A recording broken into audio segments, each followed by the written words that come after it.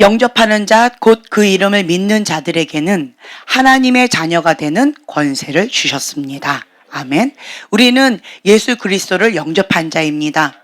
예수님을 영접하면 내가 구원을 받았다라고 하는 확신을 얻게 되어집니다. 네, 감정적으로 우리가 얻는 게 아니에요. 믿음으로 말미암아 구원을 받습니다. 하나님의 아들 예수 그리스도를 내가 영접합니다. 그 하나님의 아들 예수 그리스도가 나의 주인이십니다. 내 안에 오시옵소서라고 영접하게 되어진다면 그 누구든지 하나님의 자녀가 되는 권세를 얻습니다. 믿음으로 말미암아 구원을 받습니다.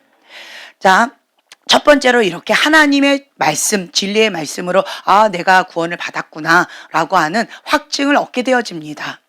첫째로 우리가 검증하는 데 있어서 하나님의 말씀이에요. 하나님의 말씀과 일치하는가 일치하지 않는가 그걸로 첫 번째로 분별을 합니다. 그런데 아무리 내가 보았다 들었다 뭐 경험을 했다 어쨌다 뭐 놀라운 뭐 신비한 막 그런 희귀한 그런 거를 뭐 경험했다 아무리 난다 뛴다 하는 그런 경험이 있다 할지라도 진리의 말씀 하나님의 말씀과 일치하지 않는다라고 한다면 그것은 뭐한다? 다 버린다. 예, 무조건 버립니다. 하나님의 말씀과 일치하지 않는 말씀은 없습니다. 하나님께서는 우리에게 첫 번째로 분별할 수 있는 진리의 말씀, 기록된 하나님의 말씀, 로고스의 말씀을 주셨어요. 그래서 그 말씀과 일치할 때만 우리가 분별을 합니다. 아멘. 그리고 이제 두 번째, 내가 구원을 받았다라고 하는 것을 확증하는 방법이 무엇이냐라고 한다면 내 안에 누가 오셨어요? 성령님께서 내주하고 계십니다. 보혜사 성령님, 은혜로 나를 도와주시는 스승, 그 성령님께서 내 안에 계셔요. 그 성령님께서 내 안에 계셔서 하나님의 아들, 성령님의 인도하심을 받는 자는 하나님의 아들이다 라고 하시는 그 말씀처럼 내 안에 계신 성령님께서 나를 인도해 주세요. 하나님이 기뻐하신 그 뜻 가운데 나아갈 수 있도록 하나님께서 슬퍼하시는 그 뜻 가운데는 나가지 않도록 슬퍼하시면서 근심하시는 그 성령님께서 내 안에 계셔요. 그러면 내가 아무리 죄를 짓고 싶어도 죄를 지을 수 없어요. 과거에는 내가 쉽게 죄를 지었어요. 과거에는 내가 쉽게 욕을 했어요. 하지만 내 안에 계신 성령님께서 이제는 주관하세요. 하나님의 아들, 그 하나님의 영이 나를 인도해 주세요. 나는 그걸 기뻐하지 않는다. 나는 거룩한 영이다. 그렇기 때문에 더러운 말하는 거, 더러운 생각하는 거, 그런 가증한 말을 하는 거 나는 기뻐하지 않는다. 나의 성품과 위배된다 라고 하시면서 내 안에서 근심하면서 슬퍼하세요. 그걸 내가 느끼게 되어진다라고 하는 거예요. 순종하면 내 안에 계신 성령님께서 더 이렇게 활성화되어져요. 그러나 반대로 내 안에 계신 성령님께서 말씀을 주셨는데 감동을 주셨는데 에잇! 아니야 라고 하면서 내가 그것을 거부하고 죄를 지게 되어진다 라고 한다면 내 안에 계신 성령님께서 근심하시면서 소멸되어져요. 네, 소멸되어진다. 그래서 순종하면 더 활성화되어지고 성령님의 간섭을 더 디테일하게 받게 되어지고요. 불순종하면 내가 그 성령의 하나님의 영이 소멸되어지기 때문에 이제는 분명하게 들렸던 그 음성이 잘 안 들려요. 성령님께서 아주 강하게 감동을 주셨는데 이제는 그 감동이 희미해져 버려요. 왜 그럴까요? 불순종해서 그렇다라는 거예요. 과거에는 잘 희미해서 잘 못 느꼈는데 근데 이제는 확실하게 감동을 자꾸 주셔요. 그리고 하나님께서 어떤 사인을 자꾸 주셔요. 기록된 로고스의 말씀, 이 말씀을 레마의 말씀으로 확실하게 주셔요. 왜 그럴까요? 내가 하나님의 말씀 순종했기 때문에 그렇게 되어진다 라고 하는 것입니다. 그것은요, 다른 말로요, 성장해 나아가는 거예요. 성장해 나아가요. 그래서 내가 하나님의 자녀다 라고 하면은요, 하나님의 자녀답게 이제는 새롭게 되어져요. 예수님을 구주로 영접하는 그 순간 내 안에는 기적이 일어나기 시작합니다. 네, 예수님을 영접하면 고린도후서 5장 17절의 말씀처럼 그런즉 누구든지 그리스도 안에 있으면 새로운 피조물이라 이전 것은 지나갔으니 보라 새 것이 되었도다. 이제는 나는 육에 속한 사람이 아니에요. 새 사람의 옷을 입었어요. 그리스도의 옷을 입었어요. 그렇기 때문에 나의 영혼 육이 있는데 내 영은 거듭났습니다. 하지만 안타깝게 혼은 아직, 육은 아직 예, 시간이 필요하고 성장 과정이 필요하다. 그리고 영도 계속 성장하는 과정이 필요하다. 그리스도의 장성한 분량까지 자라가는 그 과정이 필요하다라고 하는 거지요. 그러니까 영이 하나님과 교통하는 그 장소인데 영이 주님과 계속 호흡하게 되어진다면 호흡이 뭐예요? 기도. 예. 그리고 이 영이 양식을 계속 먹어요. 그게 뭐예요? 말씀. 예. 하나님의 말씀과 기도로 거룩하여 짐이라. 아멘. 그래서 우리가 영의 양식을 먹고 하나님과 호흡을 하면서 이 영이 계속 성장해 나아가지요. 그러면 이 영의 근력이 강해집니다. 진리의 말씀으로 우리가 분별이 되어져요. 아, 이것은 하나님의 선이구나. 이것은 하나님이 가증히 여기시는 악이구나. 라고 하는 것은 이렇게 큰 덩어리 정도는 분별할 수 있는 지혜를 주십니다. 분별의 은사가 없다 할지라도 이거는 기본적으로 하나님의 자녀에게 주시는 은혜입니다. 자, 그렇다라고 한다면 이제 우리가 자라가야 돼요. 자라가야 되는데 어릴 때는 몰라서 못했어요. 하나님의 음성을 내가 듣고는 싶었는데 그런데 이것이 하나님의 음성인지 인간적인 음성인지 사단의 음성인지 내가 분별하기가 어려우니까 그래서 무지함으로 내가 그렇게 못했어요. 하지만 주님 내 마음 아시죠? 나는 하나님 사랑하고 하나님의 뜻 가운데 내가 죽기까지 순종하고자 하는 그 마음, 하나님 앞에 전부를 드리고자 하는 마음 주님은 아시지요? 라고 하면서 성장해 나아간다. 그런 자에게는 하나님께서 책망하지 않으세요. 영적인 아가에게 기저귀에 신뢰했다. 아무리 애쓰고 힘써도 아가는요 기저귀에 신뢰할 수밖에 없어요. 아가는 도움을 받아야 돼요. 젖병을 먹을 수밖에 없어요. 나는 하나님 정말 사랑해서요 단단한 음식 먹고 싶어요. 그런데 아가가 단단한 음식 먹으면 어떻게 돼요? 배탈이 나요. 소화를 못합니다. 다 토해버립니다. 그래서 아무리 원하지만 내가 그것을 감당하지 못하기 때문에 성장 과정이 필요합니다. 그러한 아가에게 하나님께서 무리하게 감당하지 못한 것을 요구하지 않습니다. 자, 그런데 우리가 잘 주님 안에서 성장을 계속 해 나가요. 그러면 하나님께서 요구하시는 분량이 이제는 조금 달라져요. 과거에는 웃어도 이쁘다, 울어도 이쁘다, 토정해도 어이구 그래 내가 너 소원 들어줄게. 작은 신음에도 응답하시고 정말 내가 주님 하면 그래 내가 여기 있다라고 하면서 친밀하게 다가오신 것처럼 느껴졌는데 어느 순간부터 주님 잘 안 들리는 것 같아요. 그리고 주님 이거 들어주세요 라고 하는데 응답이 없으셔. 아, 주님 변하셨나? 주님 마음이 변질됐나? 아니면 혹 내가 뭔가 잘못했나? 이게 헷갈리기 시작합니다. 왜 그럴까요? 내가 그만큼 성장했다는 사인이에요. 네. 자녀를 키우면 알지요. 이제 어느 정도 컸는데 우리 소망이가 기저귀에다가 신뢰를 한다라고 한다면 어떻게 되어질까요? 밤마다 오줌을 싼다라고 한다면 어떻게 되어질까요? 그냥 안 넘어가죠. 이쁘다 할까요? 아니죠. 그것처럼 하나님께서 이제는 어느 정도 성장했다라고 한다면 기본적으로 요구하시는 기대하시는 바가 좀 더 달라진다 라고 하는 거예요. 과거에는 두 마음을 품어도 그냥 주님께서 넘어가 주셨어요. 부자 청년이 정말 마음을 다하여 뜻을 다하여 하나님 한 분만을 사랑하면서 열심히 특심으로 나아갔어요. 그 부자 청년이 이제 내가 더 이상 할 게 없는 것처럼 느껴진 거예요. 내 범위 안에서 나는 나 혼자의 열심으로 막 모든 걸 다 한 것 같아요. 그래서 선한 선생님이시여 내가 어떻게 해야 영생을 얻으리까? 라고 하면서 자, 겸손한 마음으로 왔을까요? 높은 마음으로 왔을까요? 자랑하고 싶은 마음으로 왔을까요? 뭔가 배우고 싶은 마음으로 왔을까요? 네. 자, 여러분들도 아시겠죠? 근데 예수님이 모르실까요?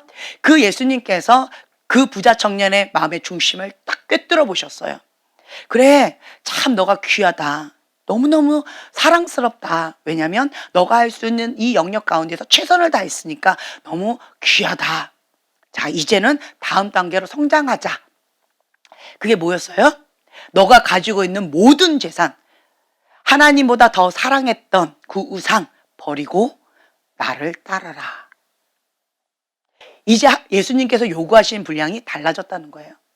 예수님을 만나면 이제 내 안에 알곡인지 쭉정인지 이게 확연하게 드러나게 되어져요. 예수님을 만나기 전에는 회색지대가 허락이 되어져요. 그러나 진리의 말씀 딱 부딪히게 되어지면 우리는 선택해야 돼요.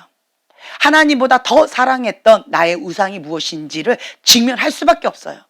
그전에는 내가 몰랐어요. 예수님 사랑한 거 알잖아요. 하지만 나는 뭘 더 사랑한 거예요? 재물을 더 사랑한 거예요.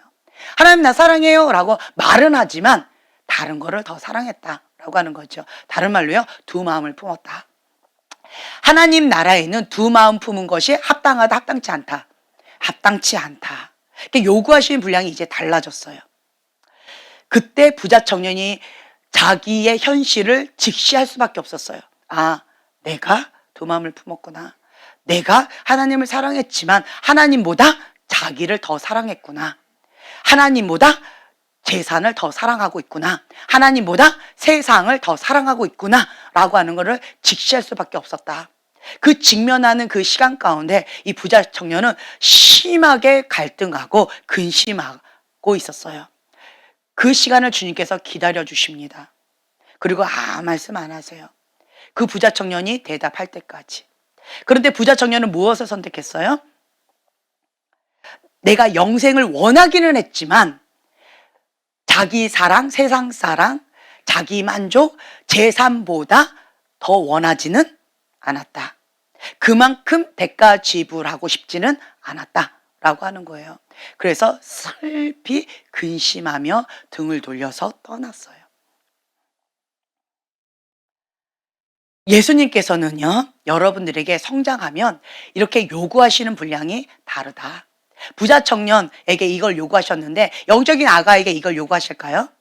아니요. 영적인 아가에게는 그냥 이쁘다 이쁘다예요. 기저귀에다 실내도 이쁘다 이쁘다. 응애 울어도 이쁘다 이쁘다. 그냥 옹알이에도 이쁘다 이쁘다. 네, 아가페의 사랑, 조건 없는 그 사랑 가운데 주님 사랑 안에서 무럭무럭 자라가게 되어져요. 그렇다고 해서 우리가 평생 영적인 아가로 살고 싶으세요? 그냥 이쁘다 이쁘다 그냥 하고 싶어요. 내가 원하는 거 다 주는 그 하나님 사랑, 아가페의 사랑만을 원해요. 우리 아이들이 때때로는 그러더라고요. 그때가 좋았는데. 이제는 엄마가 자꾸 매를 드네. 그때가 좋았는데. 이러면서 이제 아가짓을 자꾸 할 때가 있어요. 근데 이제 너는 아가가 아니다. 5학년이나 됐는데 이제 아가짓 하지 마라 하고 이제 매를 드는 거죠. 우리 엄마 무서워. 옛날에는 그러지 않았는데. 이제 이렇게 변해버린다라고 하는 거죠. 언제까지 우리가 영적인 아가에서 그때가 좋았는데 하고 거기서 머물까요? 아버지의 마음, 부모님의 마음이 참 근심하고 슬픈 게 어떤 줄 아세요? 그리고 또 반대로요, 부모의 마음이 자녀를 바라볼 때 언제 기쁜 줄 아세요?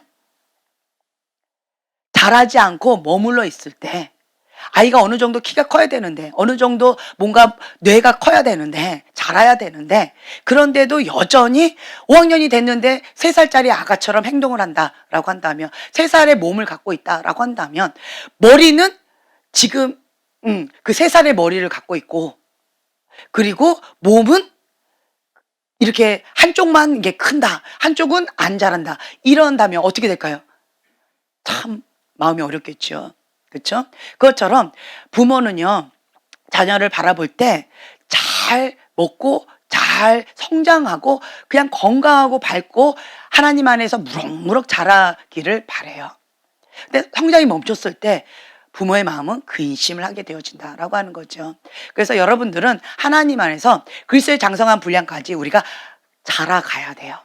아멘. 네, 자라가는 그 성장통이 있다 없다. 예, 성장통이 있어요. 성장통이 있어요. 그래서 어린 아이들이 성장할 때 어른들은 이래요.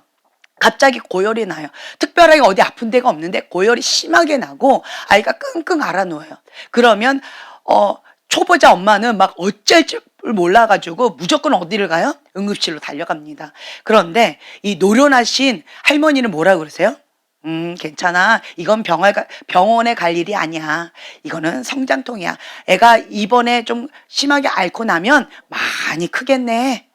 이렇게 말씀을 하세요. 그것처럼 성장통은 참 끙끙 앓는 것처럼 어떻게 해야 될지 막 불안하고 초조하고 힘겨운 그 과정을 겪는다라는 거예요. 하지만 그 아픔만큼 성장하는 이 성장통, 성장하는 그 과정이 있다. 네. 그래서 우리는 그것을 피할 수가 없다. 네. 그래서 그때 그 상황은 참 많이 어렵지만 지나고 보면 아, 내가 많이 컸구나. 고난이 내게 유익이라. 아, 내가 좀 많이 컸구나. 아픈 만큼 내가 좀 많이 성장했구나. 아픈 만큼 내 속사람이 많이 다듬어졌구나. 이런 것들을 우리가 내 뒤를 인생을 딱 돌아보면 아, 그랬구나. 그랬구나. 그리고 다른 사람을 바라보면 다 인생은 그런 거야. 하지만 할 수 있어. 라고 하면서 격려하면서 힘을 줄 수 있는 치유받은 치유자로 그렇게 나아갈 수가 있겠지요. 그렇죠? 네. 이 성령님께서 내 안에 내주하면서 이렇게 인도하시는 것, 구원의 확신을 받고요. 또 한 가지 내가 구원을 받았다라고 하는 확신을 받는 또 한 가지가 있어요. 뭘까요? 첫째는 하나님 말씀이라고 말씀드렸고, 두 번째는 내 안에 계신 성령님을 통해서 내가 구원을 받았다라고 하는 확증을 받는다 말씀드렸어요. 세 번째는 무엇이냐라고 한다면요. 우리의 삶이 이전의 삶을 살 수 있을까요? 과거의 삶은 어떤 삶이었어요? 내 맘대로 살았어요. 내가 하고 싶은 대로, 내 승질나는 대로, 내가 욕하고 싶은 대로, 내가 죄 짓고 싶은 대로 아무런 꺼리낌 없이 내 맘대로 하고 살았었어요. 그냥 마시자, 어떤 죄 짓자, 이러고 살았어요. 하지만 내 안에 계신 성령님께서 나를 인도해 주시기 때문에 이제는 그런 삶을 살 수가 없다. 네, 그래서 과거의 죄된 삶을 살아갈 수가 없다. 라고 하는 거죠. 자기 중심적인 삶에서 이제는 무슨 중심적으로? 예수님 중심적인 삶으로 변화가 되어졌어요. 왜요? 과거에는 내가 주인이었어요. 내가 원하는 것, 자기 의가 기준이었어요. 저 사람은 착해. 누구 기준에? 내 기준에. 저 사람은 나빠. 누구 기준에? 내 기준에. 그러니까 모든 기준이 자기 의였어요. 그러나 이제는 삶이 바뀌었어요. 누가 주인이라서? 예수 그리스도께서 주인이시기 때문에 저 사람은 나빠. 왜 나빠요? 하나님의 말씀을 지키지 않으니까, 하나님을 사랑하지 않으니까, 악을 사랑하니까 저 사람은 악한 자예요. 네, 하나님의 말씀에 순종하지 않으니까. 저 사람은 선해요. 왜요? 하나님의 말씀을 사랑하니까, 하나님 말씀 가운데 죽기까지 순종하니까 내 스타일이 아니라고 한다 할지라도 저 사람은 하나님 기준에 선한 자예요. 귀한 분이신 거예요. 그래서 나의 삶이 이제는 변화되어진다. 네. 그래서 어떤 분들은 이렇게 고백하죠. 나는 정말 너가 이해가 안 돼. 왜 그렇게 살아? 바보같이 왜 그렇게 살아? 하고 평상시에 막 욕을 해요. 참 미련해. 뭐 때문에 저래? 나는 예수님 믿거든. 예수님 그것을 기뻐하지 않아. 참 미련하다 라고 하면서 평상시에는 그렇게 욕을 하지만 정말 문제에 딱 부딪히죠. 그러면 어떻게 하는지 아세요? 네, 나 좀 도와줘. 나 좀 위해서 기도해줘. 이것이 왜 이럴까? 나 좀 도와줘 라고 하면서 도움을 청하게 되어져요. 그러면서 바닥을 치게 되어지면 너가 믿는 예수님 나도 믿고 싶어. 너는 어떻게 이러한 같은 이렇게 문제 가운데 나는 죽고 싶어. 나는 이제 끝났어. 라고 하면서 나는 힘든데 너는 같은 상황인데 어떻게 이렇게 평강을 누려? 근데 어떻게 너는 웃을 수 있어? 너는 어떻게 해서 행복할 수 있어? 그 비결이 뭐야?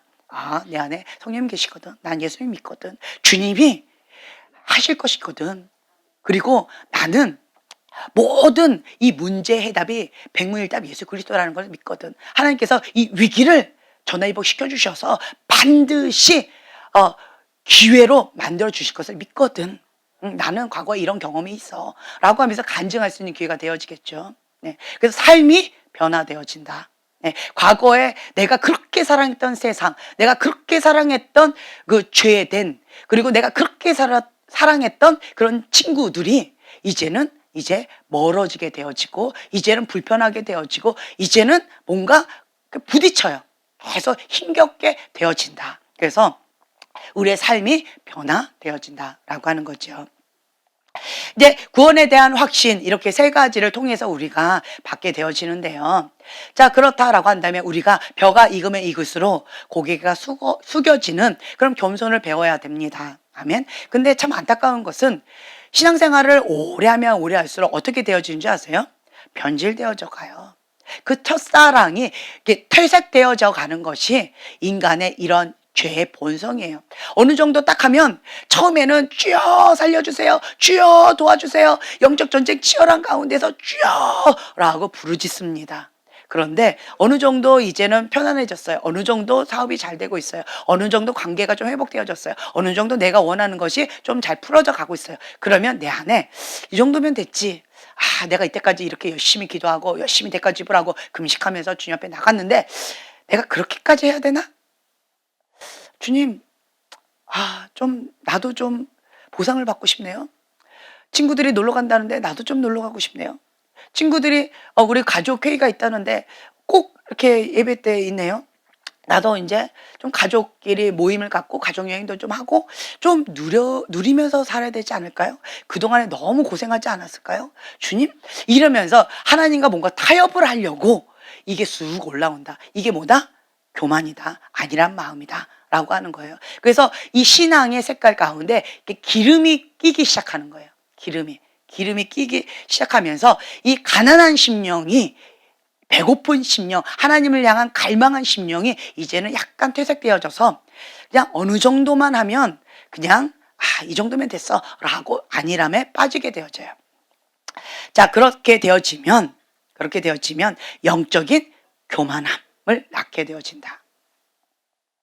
참된 확신은 벼가 익으면 익을수록 고개가 숙여지기 때문에 끊임없는 그 겸허한 마음, 가난한 심령, 배고픈 마음으로 날마다 천국을 누리는 그 사모함을 가지고, 어제 만났던 그 하나님, 난 주님 그거 갖고 만족이 되지 않아요. 오늘도 그 신실하신 주님, 그 주님을 만나고 싶어요 라고 하는 이 가난한 심령, 배고픈 심령, 갈망의 마음이 계속 차오르는 것이 이 구원받은 자의 마땅한 도리입니다. 그런데 방금 말씀드린 것처럼 이 안일함에 딱 빠지게 되어지면, 그러면 영적인 교만함에 빠지게 되어져요.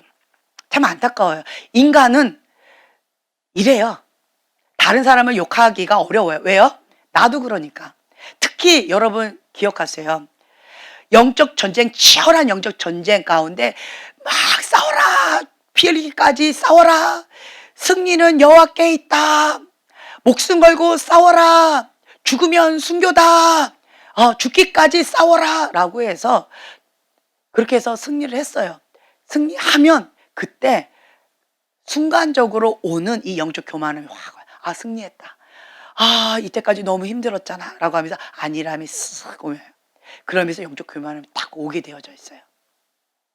예, 이 다윗도 치열하게 사울왕 밑에서 그렇게 영적 전쟁을 했을 때는 하나님 뜻 가운데 정말 주님 눈물로 베개를 적신다라고 하면서 이렇게 살 때는 죄를 지을 마음의 여력이 없었어요. 근데 이제 어느 정도 되니까 왜 그 시간에 왜 거닐어요? 왜 남의 집을 왜 봐?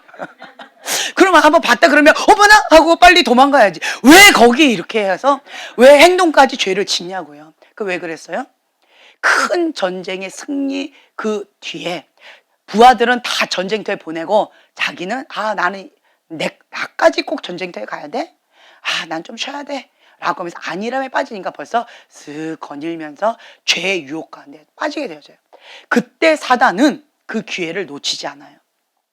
그래서 여러분들이 기억하셔야 될 게, 큰 승리 직후에 영적 교만함에 빠지지 않도록, 안일함에 빠지지 않도록 여러분들 깨어서 기도하셔야 돼요. 특히 사역자들은 큰 집회 있죠. 큰 집회 때 정말 성령님께서 강력하게 역사하셨어요. 그러면 할렐루야 주님 찬양합니다 감사합니다 라고 한 다음에, 그 다음에 어떻게 되어지냐면 좀 쉬고 싶다, 호텔에 가서 좀 푹 쉬고 싶다 딱 하는 순간 갑자기 아무 생각 없이 TV를 딱 틀어요. 그러면 음란물들이 막 오면서, 혹은 어떤 여러 가지 죄된 여러 것들이 갑자기 들이닥치면서 그런 유혹들에 빠지기 쉽다라고 하는 거예요. 그래서 이 사역자 딜레마에 빠지지 않으려면 큰 전쟁, 큰 집회 직후에 그 다음에 어디로 가야 되는 줄 아세요? 골방. 골방으로 들어가야 돼요. 골방에 들어가서 십자가 밑에 그 골방에 들어가서 무릎을 꿇고 주님 앞에 엎드립니다.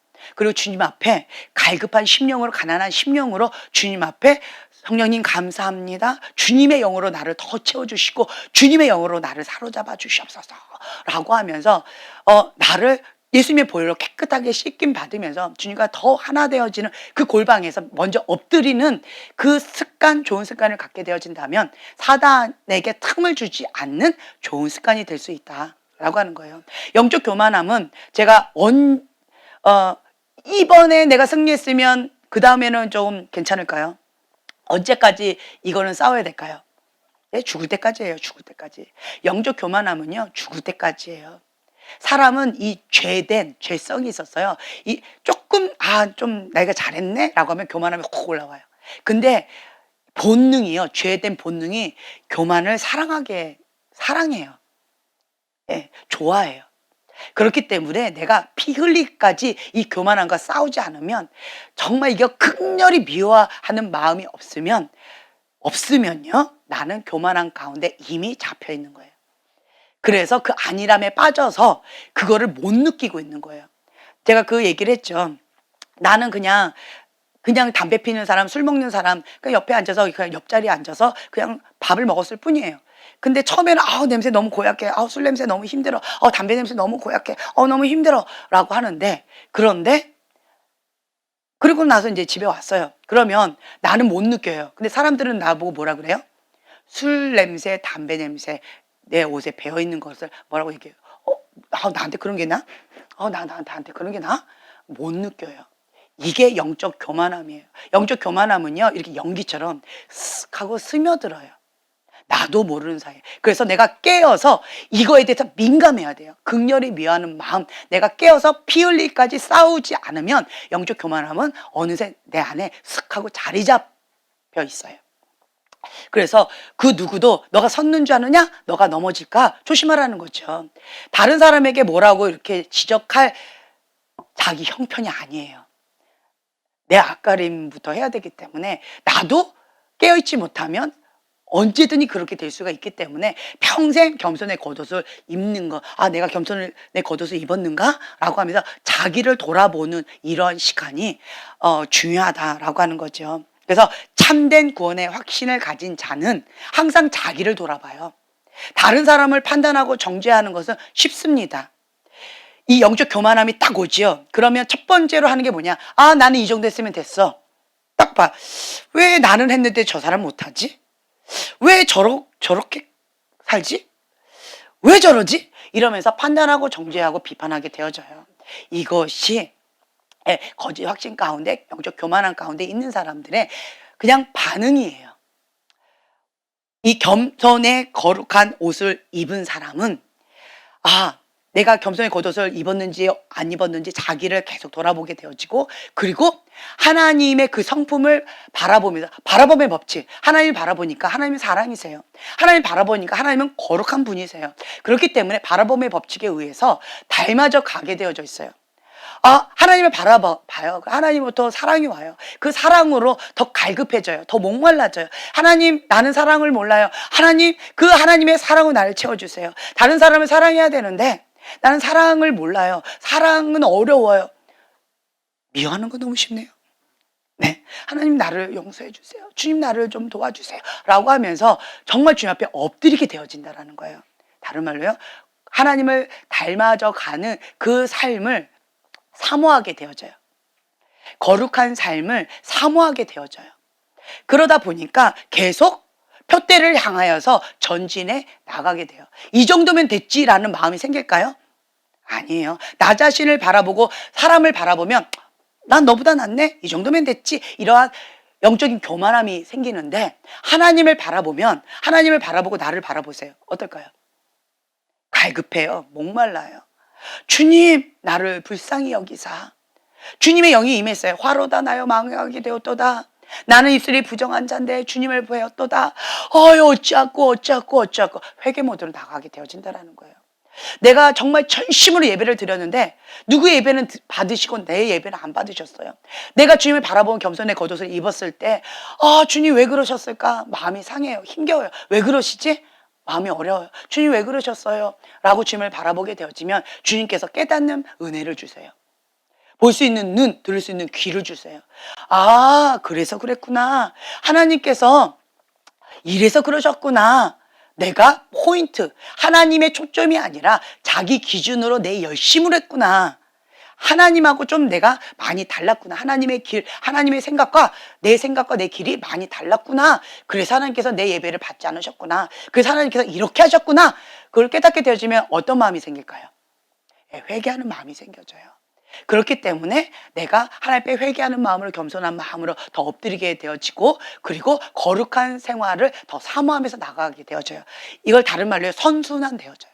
선순환. 네, 계속 그렇게 되어진다라고 하는 거죠. 그런데 이 영적인 교만함, 이 거짓 확신을 가진 사람들은 어떻게 되어지냐? 바리새인처럼 그렇게 되어져요. 서기관처럼 이 정도면 됐지. 그리고 영적인 교만함이 있으니까 이제 나태함에 빠지게 되어져요. 그리고 자만에 빠지게 되어져요. 그래서 다른 사람의 판단하고 정죄하고 이런 것들은 쉬운데 자기 관리를 이제 못해요. 그렇기 때문에 이 영적인 교만한 사람은 누군가가 나에게 뭐라고 지적하는 것을 굉장히 힘들어요. 나는 이 정도 했잖아. 근데 너는 그것도 못하면서 왜 나한테 이렇게 해? 라고 하면서 분노로 반응해요. 자, 분노로 반응하는 건 뭐다? 근본이 거역의 영이다, 교만이다. 예, 거역의 영이에요. 거역의 영, 교만. 권위하고 연결되어져 있어요. 이 분노는. 그래서 왜 그래? 라고 하면서 오히려 분노로 반응해요. 누군가가 뭐라고 얘기를 해주면 그것을 나한테 지적해? 나한테 뭐라고 해? 감히? 이러면서 분노로 반응해줘요. 그래서 누군가가 나한테 교정해주거나 누군가가 나한테 가지치기를 해주거나 누군가가 나한테 부정적인 것을 뭐라고 얘기를 해주면 굉장히 불편한 마음이 있어요. 이게 뭐다? 교만이라는 거예요. 영적인 교만, 영적인 게으름, 영적인 자만. 자기를 돌아보지 않고 다른 사람 비판하고 판단하고 정죄하기 때문에 바리새인과 서기관처럼 그렇게 회초한 무덤처럼 다른 사람하고 자꾸 이렇게 한다는 거야. 나는 너처럼 죄를 짓지 않았어. 나는 너처럼 그렇게 11조 안 내지 않았어. 나는 너처럼 그렇게 금식 안 하지 않았어. 나는 이렇게 금식도 하고 11조도 내고 이런 헌금도 하고 나는 교회 생활도 열심히 하고 나는 이렇게 써. 그런데 네가 나한테 감히 그렇게 뭐라고 해? 라고 하는 영적인 자만, 영적인 교만함이 쑥 올라온다. 그러니까 분노로 반응해요. 그렇게 되어지면 어떻게 될까요? 들을 수 있는 귀가 없어져 버려요. 들을 수 있는 귀가 없어지기 때문에 자기를 돌아볼 수 있는 마음이 없어져요. 그럼 어떻게 되어질까요? 회칠한 무덤처럼 되어져요. 왜냐? 나는 좀 괜찮은 사람인 것처럼 계속 포장을 해야 돼요. 우와, 이러한 환대를 나는 받고 싶은 거예요. 와, 잘한다. 이걸 듣고 싶은 거예요. 그런데 실상은 어때요? 아닌 거예요. 내 속사람을 보니까 내 안에 있는 영적인 자만함, 교만함, 게으름, 그리고 내 안에 있는 회칠한 무덤, 내 안에 있는 이 썩은 것들, 하나님의 말씀을 살아내려면 그 말씀을 붙잡고 기도해야 되는데 게으르니까 기도도 계속 줄고 타협하고 이러니까 난 그 말씀을 살아내지를 못해요. 근데 머리를 너무 많이 알아. 그러니까 이 갭이 너무 커. 그러니까 어떻게 해요? 나는 괜찮은 사람인 것처럼 포장이 되니까 계속 회칠하는 거예요. 계속 포장하는 거예요.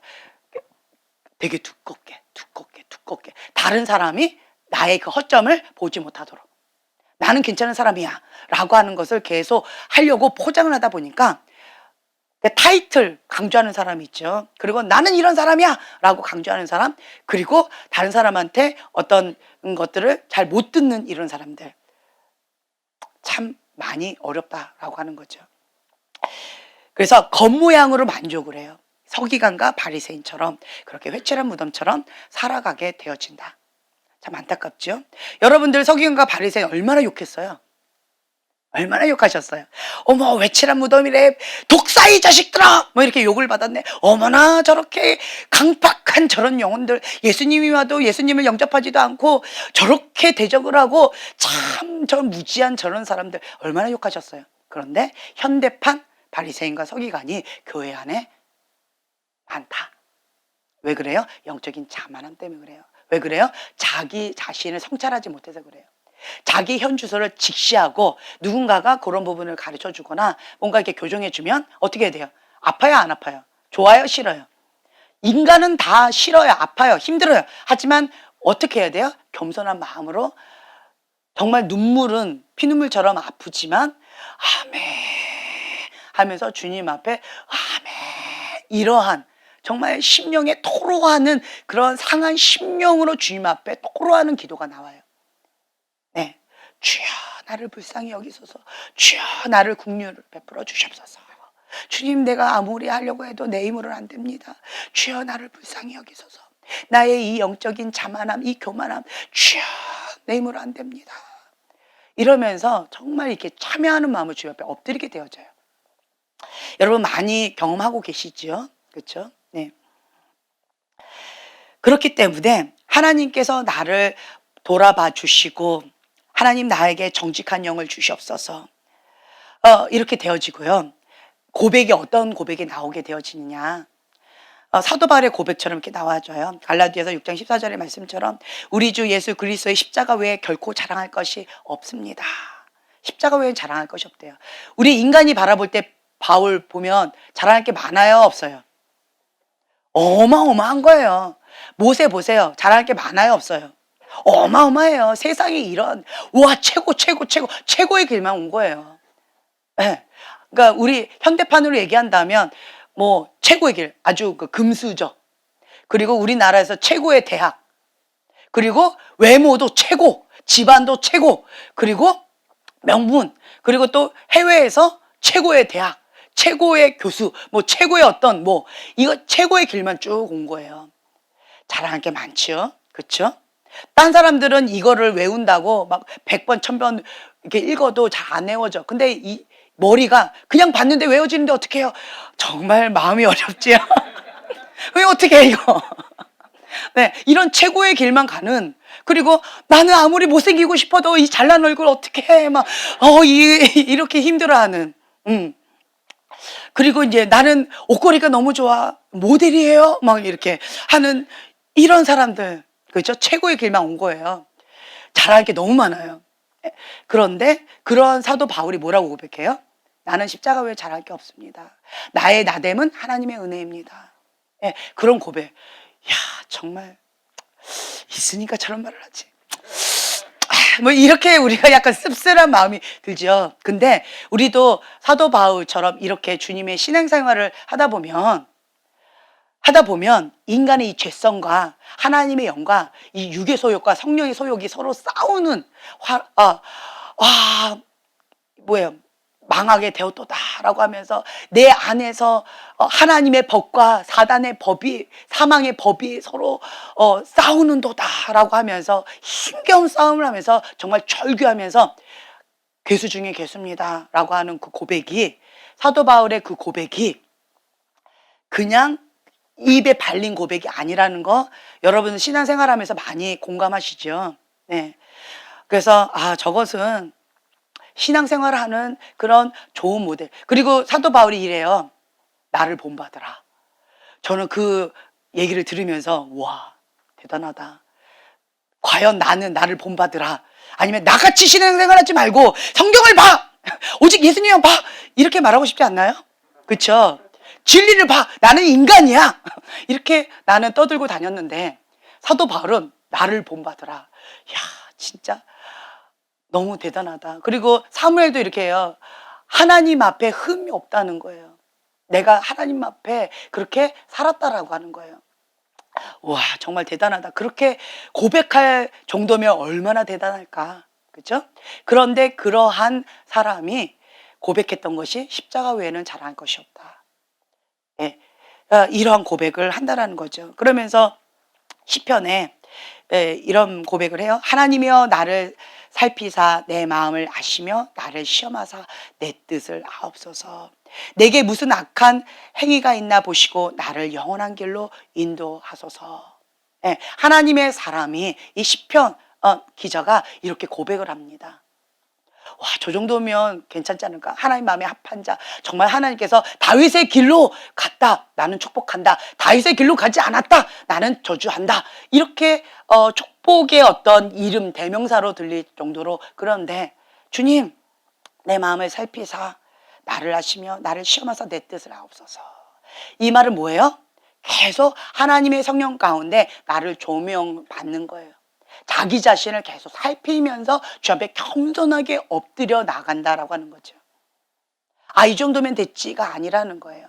네, 그래서 성장하면 성장할수록 고개를 숙이게 되어진다라고 하는 것, 그리고 표대를 향하여 나는 달려간다라고 하는 것. 하나님을 바라보게 되어지면 겸손의 겉옷을 입게 되어지고 갈급한 심령, 목마른 마음 가운데 계속 엎드리게 되어지면서 하나님의 모습 보고 나를 바라보며 계속 회개 모드로 나아가게 되어진다라고 하는 거죠. 근데 이 영적인 교만한 사람은 그것을 회피한다. 자기를 돌아보지 않고 그 말씀을 들으면 우리 꼭 그러잖아요. 그 말씀 딱 들으면 저거 이제 우리 아들이 들어야 되는데 오늘 안 왔네, 졸고 있네, 정말 뭐 이렇게 하는 경우 있죠. 내 남편이 들어야 되는데 막 이러면서. 그렇죠? 이게 뭐예요? 다른 사람한테 계속 적용한다라는 거죠. 다른 말로요, 영적인 교만한 사람은 자기에게 그 말씀을 직시해서 자기를 돌아보지 않고요, 회피해요. 나는 괜찮아, 이 정도만 하면 됐어, 나는 괜찮아. 그리고 그 말씀을 나한테 돌아보게끔 하지 않고 회피하고 다른 사람들 계속 비판하고 판단하고 정죄한다 라고 하는 거죠. 이것이 영적인 교만함이요, 겉모습으로 만족하는 그러한 자세다라고 하는 거예요. 자, 여러분들의 모습은 어떻습니까? 여러분들의 모습은 어때요? 회피하고 싶습니까? 뭐 별로 얘기하고 싶지 않으세요? 네. 우리는요, 날마다 어떤 사람도 이래요. 내 이렇게 얘기하면 갈 길이 머네. 나는 왜 이렇게 갈 길이 멀까? 아무리 해봤자 나는 사랑받지 못하는 것 같아. 나는 아무리 해봤자 나는 정말 밑빠진 독 같아. 언제까지 이렇게 해야 되나? 자기 연민에 빠져가지고 우울증에 빠지는 미련한 사람이 있어요. 미련한 사람이에요, 이거는. 자, 제가 이렇게 얘기하는 이유는 뭐예요? 겸손하게 성장하라고. 꼭 이렇게 진리의 말씀을 전하면 이 엉뚱하게 자기한테 적용하고 엉뚱하게 해석하고 엉뚱하게 슬퍼하는 사람이 있어요. 그거는 여러분들이 말씀으로 생각을 사로잡으셔야 돼요. 말씀으로 마음을 사로잡으셔야 돼요. 네, 그래서 말씀 암송하고 말씀을 선포하고 말씀으로 이 성경 말씀의 기초에서 나를 그 기준에 딱 해야 되는 거예요. 완전한 사람이 있다 없다? 처음부터 배부른 사람이 있다 없다? 완벽한 사람이 있다 없다? 없다. 표대를 정했어요. 그러면 어떻게 해요? 내가 한 걸음부터 순종하면 그렇게 되어진다고 말씀드렸잖아요. 불순종하면 뒷걸음질 치는 거라고 말씀드렸잖아요. 그러니까 그냥 한 걸음부터 순종하고 또 한 걸음부터 순종하고 한 걸음부터 순종하고. 저 높은 산에 오르고 싶어. 저걸 어떻게 올라? 나는 할 수 없어 라고 자기 연민에 빠져가지고 한탄하면서 부정적인 생각 가운데 불평 원망하면서 그 밑에 있으면 올라가요, 못 올라가요? 그런데 하나님의 사람은 어떻게 해요? 나는 할 수 없지만 내게 능력 주신 자 안에서 난 무엇이든지 할 수 있어. 그러니까 하나님께서 나에게 감당할 수 있으니까 저거를 올라가라고 하시겠지. 여호와의 산에 올라가야지 하면서 뭐부터? 한 걸음부터. 네, 한 걸음부터. 네, 그렇게 하자는 거예요. 그렇게 할 때 결국은 올라가게 되어진다. 네. 때때로는 나는 거북이 같은 느낌이 들 때 있잖아요. 토끼는 저렇게 벌써 올라갔는데 나는 엉금 뭐 이렇게 가고 있으니 나도 나 자신이 속 터지고 주변에서 나를 바라보면서 속 터져하고 진짜 힘들어. 나 그만하고 싶어. 이런 생각 들 때 있잖아요. 그렇지만 결국은 누가 올라갔어요? 토끼가 올라갔어요? 거북이가 올라갔어요? 거북이가 올라갔어요. 왜 거북이가 올라갔어요? 끝까지 포기하지 않았어요. 자기 현실을 직시했어요. 나는 사모해요. 그런데 나는 너무 느려. 나는 그거가 어려워. 그러니까 나는 다른 사람보다 더 열심히 해야 돼. 다른 사람이 자고 있을 때, 다른 사람이 쉬고 있을 때, 다른 사람이 안일함에 빠졌을 때, 다른 사람의 영적인 자만함에 빠졌을 때, 다른 사람이 놀러 갈 때 나는 뭐예요? 다 자기를 부인하고 엉금 표대를 향하여 정말 죽기까지 순종하고 피 흘리기까지 싸우면서 그렇게 나아가는 거예요. 그럴 때 거북이가 승리하게 되어졌어요. 어떡하지? 나는 토끼인데? 그럼 어떻게 하면 돼요? 그냥 얼른 가면 되지. 뭘 고민해요 또. 얼른 가면 되지. 끝까지 포기하지 않고 그냥 우선은 간다. 이러시면 돼요. 아멘. 네. 그리고 이제 우리 믿는 자는 여러분들이 예수님을 구주로 영접하는 순간 내 안에 기적이 일어난다. 하나님과 내가 하나 되어져 가면서 성령의 인도하심을 따라 하나님의 아들 된 삶, 변화된 삶을 누리게 되어진다 라고 말씀을 드렸어요. 이제 두 번째로 우리가 또 알아야 될 게 무엇이냐? 우리가 믿는 자입니다. 아멘. 믿음으로 구원을 받습니다. 이 믿음이 굉장히 강조가 되고 있죠. 그렇죠? 그리고 믿음, 들음에서 난다라고 말씀을 하고 있어요. 믿음은 들음에서 나며 들음은 그리스도의 말씀으로 말미암느니라 라고 우리가 고백을 하고 있습니다. 그렇죠? 믿음. 그런데 자, 우리 한번 찾아볼까요? 로마서 10장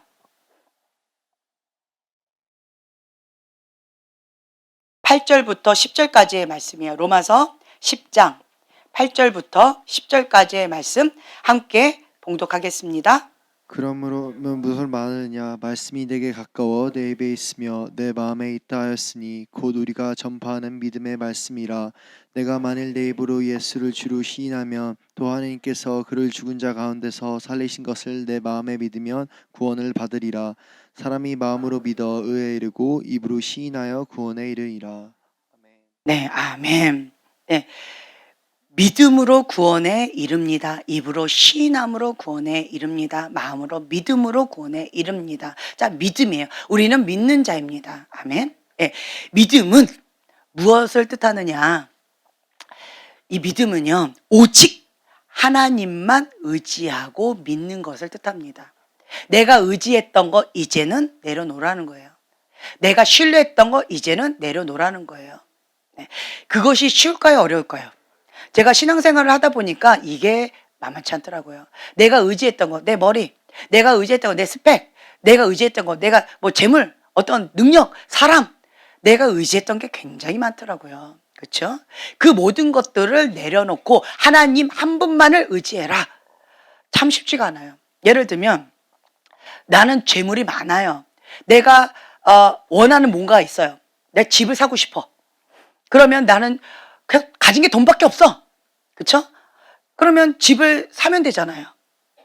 그냥 사면 돼. 그런데 내 가지고 있는 돈, 내 가지고 있는 스펙, 아니면 혹 난 돈이 없어. 근데 우리 빵빵한 부모님이 계셔. 혹은 내가 아는 누가 있어. 그 사람한테 손만 딱 벌리면 그냥 집 들어와. 그리고 또 뭐 재물이 들어와요. 그렇다라고 한다면 하나님한테 주여 집 주세요, 주여 돈 주세요 라고 하는 게 빠르겠어요? 그 사람한테 가서 저 좀 도와주시죠, 이게 빠르겠어요? 네, 저 좀 도와주시죠. 이게 눈에 보이는 이 현실이 좀 더 현실적으로 와닿잖아요. 근데 믿는 자는 주님께서 그 방법, 인간적인 방법 하래요 말래요? 하지 말래요. 첫째로 하나님, 내가 집을 원한다, 이것이 내 뜻인지 하나님의 뜻인지 이걸 먼저 구하는 거예요. 그랬을 때 내가 너무 원해. 그러면 무슨 응답이 들릴까요? 무슨 소리가 쟁쟁하게 막 올까요? 이 안에서 뭐가 막 올라올까요? 집을 사라, 집을 사라, 막 이런 소리가 막 들리는 거죠. 그렇죠? 집을 너에게 주겠노라, 막 이런 게 막 들려. 막 당장 사야 될 것 같아. 아, 주님 어떻게 할까요? 그 사람에게 가라. 손을 벌려라. 이 소리가 들리는 것 같아. 자, 그러면 내가 너무 원하면 무슨 소리가 들려요? 내가 원하는 소리가 들려요. 그게 무슨 영이에요? 인간적인 영이에요. 인간의 영이에요. 내가 잡혀 있으면요, 하나님의 음성이 안 들려요. 그렇기 때문에 이거를 계속 비우는 작업이 참 쉽지가 않아요. 그래서 참 재밌어요. 예언사역자가 나를 향한 하나님의 음성을 못 듣는 경우 있어요. 뭐 때문에? 이렇게 욕심이 있으면, 자기 욕심이 있으면, 자기가 원하는 뭔가가 있으면 하나님 음성 안 들려요. 내가 원하는 소리만 들려요. 그래서 그 청년들한테 물어보세요. 저 자매하고 결혼해라. 나는 응답받았습니다. 자매한테 가요. 하나님이 자매하고 나랑 결혼하래요. 나는 원하지 않아요. 근데 자매하고 결혼하래요. 한번 기도해 보세요. 이렇게 가게 돼요. 왜 그럴까요? 내가 원하니까. 그렇게 되어진다라는 거죠. 순진한 그 자매 뭐라고 할까요? 눈물을 흘리면서 나는 하나님 때문에 팔려갑니다. 그러면서 그 어린 나이에 결혼을 해가지고 막 너무 힘겨워하는 어떤 자매가 있었어요. 어떤 자매가. 예.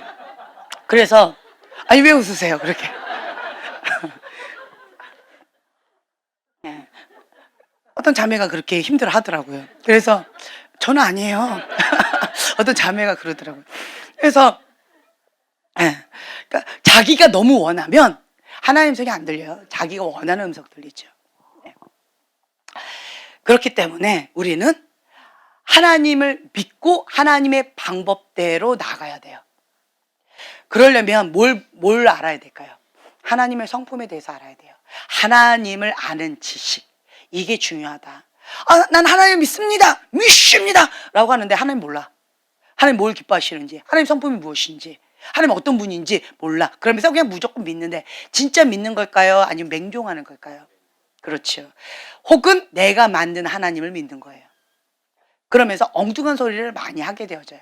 그래서 여러분들은 이 믿음은 들음에서 나며 들음은 그리스도의 말씀으로 말미암았느니라 라고 하신 것처럼 하나님이 어떤 분이신지 성경 말씀, 기록된 이 성경 말씀을 통해서 하나님의 성품에 대해서 우리가 배워가야 돼요. 하나님을 아는 지식이 아주 중요하다라고 하는 거예요.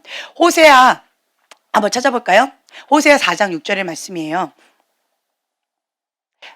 내 백성이 지식이 없으므로 망하는도다 라고 되어 있는데 호세아 4장 6절 말씀 함께 봉독하겠습니다. 내 백성이 지식이 없으므로 망하는도다. 내가 지식을 버렸으니 나도 너를 버려 내 제사장이 못되게 할 것이요 내가 내 하나님 율법을 잊었으니 나도 내 자녀들을 잃어버리리라. 네, 이스라엘 백성이 하나님을 바르게 알지 못하기 때문에 망하는 길로 가는 경우가 많아요. 혹은 여러분들이 하나님을 안다라고 하나님을 믿는다라고 말은 하지만 왜곡된 하나님의 상이 있어요. 왜 그런지 아세요? 왜 그럴까요? 내 욕심, 또 권위자. 네. 자, 우리가 하나님을 뭐라고 불러요? 하나님 아버지. 제가 과거에 참 놀라운 걸 깨닫게 되어졌는데 제가 2007년도 12월 25일 날 천국을 경험하게 되어지는 그 사건이 있었다라고 했잖아요. 그래서 정말 이 땅 가운데 없었으면 하는 그런 영적인 쓰레기와 같은 그런 삶을 살아가는, 다른 사람에게 피해를 주면서 자기도 괴롭히고 다른 사람도 괴롭히는 그런 사람들, 제3의 부류, 그런 사람들을 만났다라고 했잖아요. 그 사람들이 저한테 막 이렇게 오는데 그러면서 저한테 손을 뻗어서 저한테 축복해 주는 거예요. 당신이 이 땅 가운데에서 나에게 불러준 노래가 있어요. 그리고 당신이 나한테 이 땅 가운데 있을 때 예수님을 소개해 주셨어요. 그래서 내가 예수님을 믿고 이렇게 천국에 올 수 있게 되어졌어요. 감사합니다. 라고 하면서 당신을 사랑받기 위해 태어난 사람, 이 찬양을 막 불러주면서 수많은 무리들이 저를 둘러 진치는 것처럼 이렇게 둘러졌는데, 근데 그 중에 그러니까 대충 봤는데요. 그 사이에 뭐 여자가 꼈는지는 모르겠어요. 근데 대다수가 그 무리가 다 누군지 아세요? 예, 남자여서 아버지였어요. 아버지들이었어요. 그래서 제가 그 모습을 보면서 하나님 앞에 궁금했어요. 주님, 왜 대부분이 아버지들일까요? 왜 그렇지요? 왜 그럴까요? 그랬더니 하나님께서 제 마음 가운데 어떤 마음을 주셨냐면 하나님을 뭐라고 부르느냐? 하나님 아버지요. 그 아버지, 하나님 아버지의 상을 왜곡시키기 위해서 사단이 아버지들을 그렇게 이렇게 했다라는 거예요. 그래서 어그러진 육신의 아버지상, 이 왜곡된 아버지상을 통해서 하나님을 왜곡되게 바라보게끔 사단이 그렇게 어그러뜨려 놨다. 그래서 육신의 아버지에 대한 이 관계를 왜곡시키고 어그러뜨려 놔서 그 시선으로 하나님 아버지를 바라보니까 하나님 관계가 왜곡되어진 그런 상황 가운데 되어진 것이다. 사단이 그렇게 했다. 의도적으로 했다라는 거예요. 그 마음을 딱 주시더라고요. 그래서 그렇구나. 그래서 제가 그때 이후로 사단이 한 거다라고 한다면 우리가 육신의 아버지하고 싸우실래요? 그 이면에 있는 사단하고 싸우실래요? 그렇죠. 지혜로운 자는 이 영적인 전쟁이 이 육신 사람하고 있지 않다라는 걸 알아요. 미련한 자는요. 네가 나한테 그래? 나도 너한테 그래. 네가 나 쳤어? 나도 너를 쳤어. 이렇게 하는 거는 진짜 미련한 거예요. 미련한 겁니다. 우리의 싸움은 혈과 육에 있지 않아요. 영적인 싸움이에요. 그래서 그 이면에 있는 이 사단의 전략, 하나님 아버지 상을 왜곡시키려고 나의 육신의 아버지와 나의 관계를 이렇게 왜곡시키는구나. 그러면 나는 너의 수법에 넘어가지 않겠다. 사단아, 예수의 이름 물러가라 라고 대적하셔야 돼요. 네. 그래서 내 안에 있는 하나님 아버지에 대한 그 상을 바르게 보고 싶으면요, 이 본능이 그래요. 본능이 참 재밌어요. 하나님과의 관계가 어려운 사람 있어요? 그렇다라고 한다면 육신의 아버지의 관계도 한번 보세요. 하나님 아버지한테 내가 시시콜콜 말을 잘하는 사람 있어요? 내 육신의 아버지의 관계를 한번 보세요. 많이 비슷해요. 저는 그걸 몰랐는데 그렇더라고요. 제가 저의 육신의 아버지에 대해서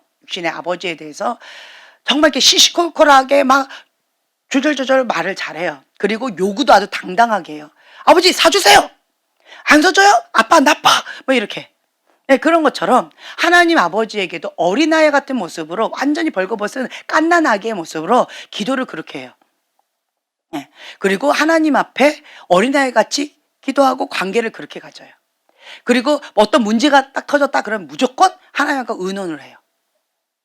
네, 그런 것들이 있더라고요. 그리고 우리 아빠가 나를 무조건적으로 사랑해줬고 아빠가 나의 든든한 백이었고 항상 나를 사랑해줬기 때문에 하나님도 나를 정말 눈동자같이 나를 지켜보시고 나를 보호해 주시고 책임지실 것이다 라고 하는 게 무식 가운데 있어요. 근데 반대로 이건 좋은 점이 있지만 반대로요, 하나님 아빠에 대한 왜곡된 상이 또 있어요. 육신의 아빠가 날 버리고 떠났어. 그러니까 하나님도 불안해. 하나님도 언젠가 날 버리고 떠나겠지. 못 믿겠어. 불신. 힘들어요. 예. 그러니까 어떻게 되느냐? 내가 쥐는 거예요. 하나님 왜 그래요? 난 하나님 뜻 나하고 너무 달라. 그러니까 하나님 저리 가세요. 내가 할 거예요. 자기 의가 굉장히 강했었어요. 참 쉽지 않았던 것 같아요. 자, 그렇다라고 한다면 하나님 문제예요? 내가 문제예요? 그렇죠. 내 육신의 아버지한테 상처 안 받은 사람 있어요? 내 육신의 어머니한테 상처 안 받은 사람 있어요? 없어요. 그렇다면 어떻게 해야 돼요? 사단의 전략 가운데 빠지지 마시고 어떻게 해야 되느냐? 그냥 용서하고 내가 그렇게 했던 것을 회개하고 그리고 이 부분을 치유받으셔야 돼요.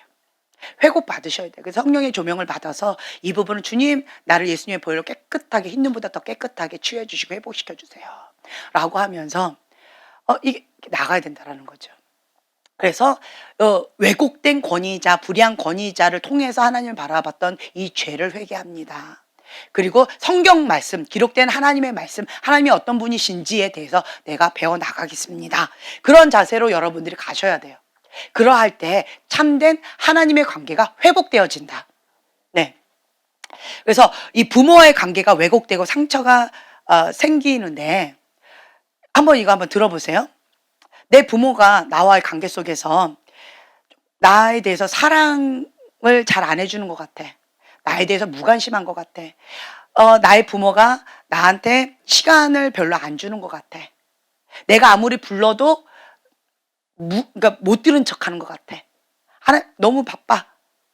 그래서 내가 뭐라고 얘기하면 대강대강 듣는 것 같아. 이러한 부모의 관계가 있는 사람은 무의식 가운데 하나님을 향해서 어떤 마음이 있는지 아세요? 하나님은 나를 사랑하지 않아. 하나님 나한테 무관심해. 나 같은 존재한테 관심이나 갖겠어? 저런 사람한테나 관심이나 갖겠지. 저런 사람을 사랑하시겠지. 나는 사랑받을 가치가 없는 존재야. 내가 아무리 해봤자 하나님 안 들으실 거야. 이러한 무의식 가운데 그렇게 생각해요. 그러면 어떻게 되느냐? 하나님한테 의논하지 않아요. 그냥 스스로 그냥 내가 알아서 그냥 일을 해버려요. 내가 알아서 그냥 처리해버리고 그리고 하나님과 상의가 별로 없어요. 하나님 내가 그냥 할 거예요. 하나님 뜻 아니면 막아주시고 하나님 뜻이면 열어주세요. 내가 통보해버려요. 하나님 안 막아주시니까 그냥 한 거예요. 이렇게 책임 전가해버려요. 왜 그러냐? 부모한테 무관심 받고 사랑받지 못한 그것이 상처가 있어서 그런 거예요. 그리고 또 아까 얘기한 것대로 부모가 너무 바빠. 그리고 그냥 내가 뭐라고 얘기하면 건성으로 듣고 대강대강 이렇게 대답을 해요. 이렇게 되어지면 내 무의식 가운데 하나님과의 관계 속에서도 하나님도 그러실 거라고 생각하게 되어져요. 그래서 나 같은 사람 기도 안 들어주실 거야.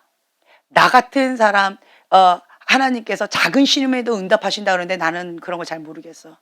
나는 막 부르짖고 기도하고 해도 애쓰고 힘써도 하나님 나한테 안 하시는 것 같아. 이게 무의식 가운데 부모의 관계가 이렇게 투영이 되어지는 거예요. 그래서 내가 혼자 처리해야지 뭐. 나는 외로워. 예, 이렇게 하나님 너무 바쁘실 거야. 하나님 귀찮게 하지 말아야지 뭐. 이렇게 되어진다는 거죠. 그리고 부모가 기분파예요. 기분파. 예. 오늘은 내가 쏜다. 우와, 할렐루야 신나죠? 오늘은 빨리 들어가서 자. 이런 거 기분파들. 그렇죠? 일관성이 없죠. 뭐 대부분 그렇지 않아요? 저도 굉장히 그랬던 것 같은데. 이제 그러면 하나님을 어떻게 여기느냐? 독재자로 여겨요. 예, 하나님 이랬다 저랬다 하는 그러한 독재자 같은 일관성 없는 하나님으로 그렇게 느껴져요. 그리고 부모가 신실하지 않아요. 약속을 잘 안 지켜. 말로만 하고 그냥 잊어버려. 말로만 하고 그 약속을 잘 안 지켜. 그러면 이 마음에 원망이 생겨요. 그리고 이러한 거가 있으면 자신이 힘이 없기 때문에 일방적으로 당한다. 억울하다. 원망. 부모에 대한 원망이 있죠. 그리고 이게 또 하나님께 투영이 되어져요. 내가 힘이 없기 때문에 하나님을 향해서 원망하는 마음이 있고 당한다. 억울하다. 그리고 분노가 불불 끓게 되어지게 됐죠. 그리고 부모님이 무서워요. 그리고 야단을 많이 쳐요. 그리고 부모님이 막 무서워, 두려워. 그리고 우리 부모님은 용서가 없어. 이러한 부모님 밑에서 자란 아이들은 하나님에 대해서 하나님 앞에 신앙생활 하는데 평안이 없어요. 항상 이렇게 두려움에 있어요. 그리고 하나님 무서워. 뭐라고 얘기하냐면 하나님이 무서워요. 그러면 그런 사람들한테 물어보죠. 너네 아버지가 무섭니?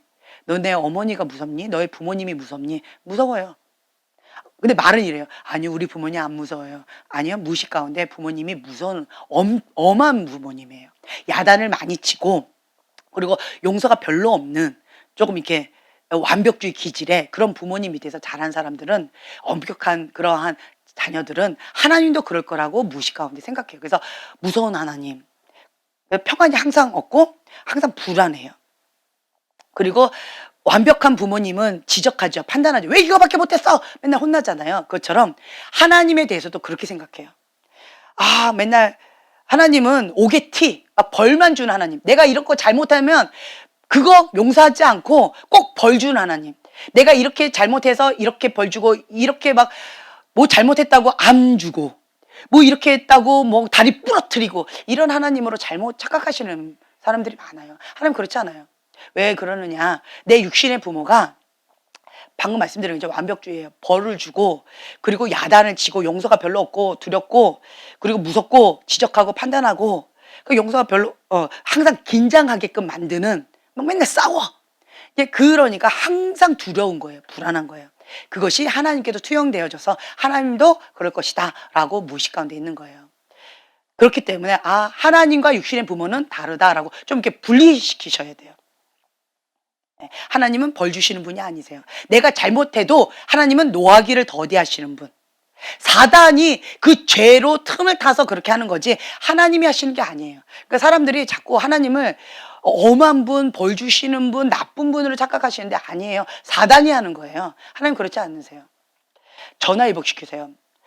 하나님을 사랑하는 자, 그 뜻대로 부르심을 입은 자에게는 하나님께서 어떻게 하신대요? 합력해서 선을 이루세요. 그런 분이시다라고 하는 거죠. 그래서 하나님은 나에게 최고의 것만 주시는 분이다. 전화위복 시켜주시는 분이다. 위기를 기회로 바꾸시는 분이시다 라고 하는 것을 여러분 믿으셔야 돼요. 네. 그리고 부모님에 대해서 신뢰를 못해. 믿을 수 없다. 우리 부모님은 뻥쟁이야, 뻥쟁이. 우리 부모님은 허풍쟁이야. 이러면서 믿지 않는 사람이 있죠. 그리고 좀 부모님이 좀 자기 맘대로이신 좀 그런 분들, 책임감이 좀 없어 보이는 그런 분들, 내가 아무리 요구해도 들어주지 않는 그러한 부모님, 그런 밑에서 자란 사람은 하나님을 의지하려고 할까요? 의지하지 않으려고 할까요? 네, 하나님을 의지하지 않으려고 해요. 내가 하려고 해요. 내가 책임져야 된다. 내 인생 내가 해야 된다. 내가 하지 않으면 안 된다. 라고 하는 이 두 주먹 불끈 쥐고 이렇게 나가게 되어져요. 왜 그러냐? 부모님과의 관계 속에서 왜곡된 관계 때문에 상처의 반응이다 라고 하는 거예요. 내 안에 있는 이런 상처들이 치유가 되어지면 치유되어지면 내가 부모님 상으로 이게 왜곡되게 하나님을 바라봐서 그렇구나. 하나님은 그렇지 않는구나 라고 하는 걸 인식하고 인정하고 이제는 어떻게 되느냐. 내 육신의 부모와 하나님을 이렇게 분리하는 작업을 좀 가지셔야 돼요. 그러면서 이 성경에 나와 있는 하나님을 이제 배워가는 시간을 성경 공부하는 시간을 좀 가지셔야 돼요. 성경에 나와 있는 하나님의 성품, 하나님의 속성, 하나님은 이런 분이시구나. 이거를 배우실 필요성이 있다. 네, 아멘. 네, 오늘은 여기까지 할게요. 궁금하시죠? 네, 다음 기회에 제가 기도하고 마치겠습니다. 하나님의 축복을 받는 방법은 복 있는 사람은 악인들의 꾀를 따르지 아니하며 죄인들의 길에 서지 아니하며 오만한 자들의 자리에 앉지 아니하고 오직 여호와의 율법을 즐거워하여 그의 율법을 주야로 묵상하는도다. 아멘. 그는 시냇가에 심은 나무가 철을 따라 열매를 맺으며 그 잎사귀가 마르지 아니함 같으니 그가 하는 모든 일이 다 형통하리로다. 아멘. 우리 안에 성령님이 계십니다. 하나님의 법을 즐거워하면서 주야로 그 말씀을 묵상하는 자에게 철을 따라 열매를 맺으며 모든 일이 다 형통한다라고 하나님께서 축복을 주셨습니다. 하나님은 우리에게 최고의 것만 주시는 분이십니다. 우리에게 복을 주기를 즐거워하시는 분이십니다. 하나님 안에 참된 축복이 있습니다. 참된 행복이 있습니다. 영접하는 자, 곧 그 이름을 믿는 자들에게는 하나님의 자녀가 되는 권세를 주셨습니다. 우리가 하나님의 자녀가 되는 이 권세와 하나님께서 주시고자 하는 이 축복을 이 땅 가운데 지금부터 마음껏 누릴 수 있도록 축복하여 주시옵소서. 감사드리며 예수님의 이름으로 기도합니다. 아멘.